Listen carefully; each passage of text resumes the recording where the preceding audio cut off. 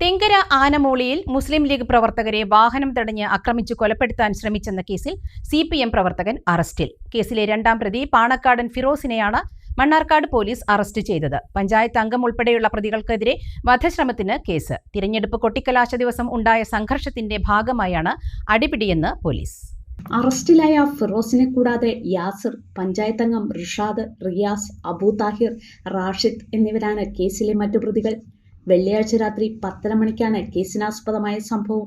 ആനമുളി വാർഡിലെ UDF സ്ഥാനാർത്ഥിയായിരുന്ന ജുനൈസിന്റെ സഹോദരിയുടെ മകൻ 17-കാരനായ മുഹമ്മദ് യാസിനും ബന്ധുക്കളായ മുഹമ്മദ് ഫസീൻ, നബഹാൻ, അബ്ദുൾ റസീൻ എന്നിവർ സഞ്ചരിച്ചിരുന്ന കാർ പിന്തുടർന്നെത്തിയ പ്രതികൾ ചിറപ്പാടത്ത് തടഞ്ഞു നിർത്തി കാറിലുണ്ടായിരുന്ന മുഹമ്മദ് ഫസീനെ വലിച്ചിറക്കുകയായിരുന്നു.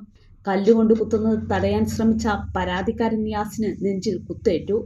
ഫസീനെ പ്രതികളായ യാസിർ, ഫിറോസ്, റിഷാദ് എന്നിവർ ചേർന്ന് അടിക്കുകയും ചവിട്ടുകയും സോഡാക്കുപ്പി കൊണ്ട് എറിയുകയും ചെയ്തു. 4ഉം 5ഉം പ്രതികളായ റിഷാദ്, റിയാസ് എന്നിവരെ മുഹമ്മദ് നബഹാനെ മരപ്പല കൊണ്ട് അടിക്കുകയും അബ്ദുൾ റസീനെ പ്രതികൾ നിലത്ത് വലിച്ചൊഴിക്കുകയും ചെയ്തുവെന്നാണ് കേസ്. വധശ്രമം, മാരകായുധങ്ങൾ കൊണ്ട് ആക്രമിക്കൽ, തടഞ്ഞു നിർത്തൽ തുടങ്ങിയ വകുപ്പുകൾ ചുമത്തിയാണ് കേസ്. തിരഞ്ഞെടുപ്പ് കലാശക്കൊട്ടിൽ UDF, LDF പ്രവർത്തകർ തമ്മിൽ ആനമൂളിയിൽ സംഘർഷം ഉടലെടുത്തിരുന്നു. ഇതിന് തുടർച്ചയായാണ് കഴിഞ്ഞ ദിവസത്തെ ആക്രമണമെന്ന് പോലീസ് പറഞ്ഞു.